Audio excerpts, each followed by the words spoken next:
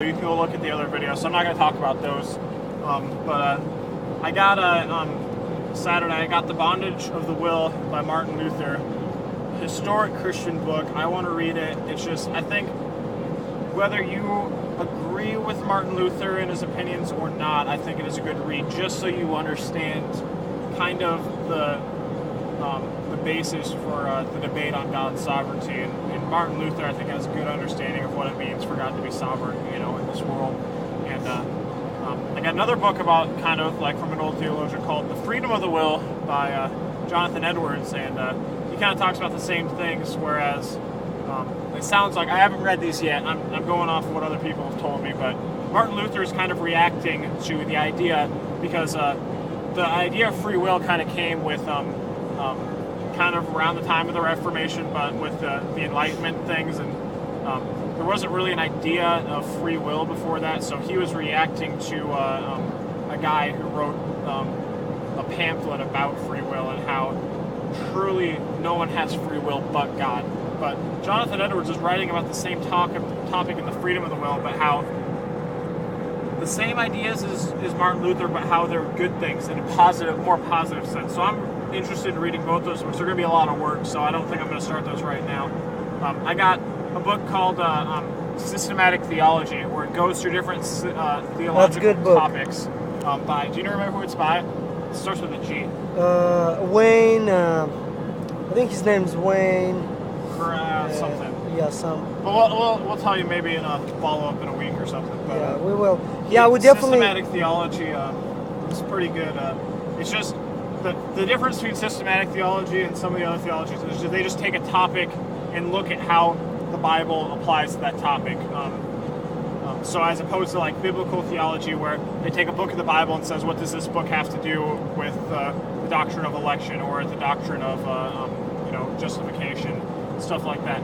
This is opposed to, it just deals with the doctrine of justification. It looks at all the Bible verses, talks about it. So I think for a few weeks I'm going to be reading like a chapter of that and trying to understand, just so I get my mind on some of these things. Some of the other books I got. Okay, I'm trying to think. There was some more, but I can't remember exactly. Oh, there was a book that got released on Saturday that John Piper didn't know about, but some of the people in the Desiring God network contacted a lot of pastors that know John Piper and that really appreciate John Piper's teaching over these years, and wrote essays based on what God has done through John Piper. It's not a book about John Piper necessarily, but what God has done through John Piper. So I got that. I thought that would be interesting. They really wanted to stress that, though. It's not to honor, not to honor the man John Piper, but to honor what God has done through the man of John Piper, if that makes sense. Would you agree, more? That's kind of what they were going from. Yes. Yes. And it's all about. Be interesting. Yeah, I think that book, it's all about Jesus and how God used John Piper as an instrument to reach, the lost, and preaching and teaching, and it's a great book. I'm looking forward to read that book and get encouraged by it. I got another one by 9 Marks, which is always awesome, called What is the Gospel? I thought that would be kind of sweet to look at, so I'm going to read that. Do you know about that book or not? Yeah. Is it good? Yeah, it's a good book. I read part of it in English. I just got God is the Gospel in Russian version, and same one, and I got Don't Waste Your Life in Russian too. So I'm really excited to read those in Russian and see in Russian translation, because I'm kind of. Why don't you talk about some of your books? Yeah. Some more. Okay. Yeah, you just heard Jake sharing his experience. Now my turn. I want to share how I experienced the conference. I really, I think this is the first and the best conference in America. I never been other conference like that really solid teachers came and just they dive in God's word. They went deep and just sharing with us. Even English as my third language was really challenging. It's really encouraging understand about thinking, how we can, with our mind, like Matthew talks about that Jesus says there's two great commandments given to you. Love God with all your heart, with all your soul, with all your strength, and with all your mind. So use the mind for loving God and treasure Him. I really encourage that by John Piper, how he this morning he explained how we need to love God first and then people. Not people first and then God, but God first. Because Jesus says, this is the first and the greatest command I'm giving to you. What kind of books I got? I got really awesome books. I got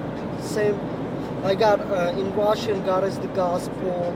Don't waste your life in Russian. I got Muslims, Gospel for the Muslims by Tabiti. It's a really good book. I think I didn't read it, but I'm looking forward to read it. I got another book about Muslims. I don't remember the names, but I will share that later. So I'm really excited for that. I think one of them is called Breaking the Muslim Code. Oh yeah, Breaking the Muslim Code. Yeah, I'm excited to read that and see. So I can, through those books, I can know how I need to reach more Muslims. So I'm excited with that, and I got another book called Church Planner, The Man, the Message, and Mission. So. And that's by X29 Network. Yeah, it's right? at X29 Networking. I think his name is Derek Patrick. I'm really excited to see what he want to say about church planting. So, because I'm really interested in church planting when I go back to Kazakhstan. It's gonna be awesome. Saw a lot of cool people. Saw Tripoli. I saw Catalyst. I saw other guys from Chicago who are part of the Legacy Conference. Well, you should tell them about some of the special people you met over there. Oh yeah, I want to share I met really Russian speaking Americans and people from Ukraine. Ukraine. People from Ukraine. Russians. It's awesome. What they do. They translate.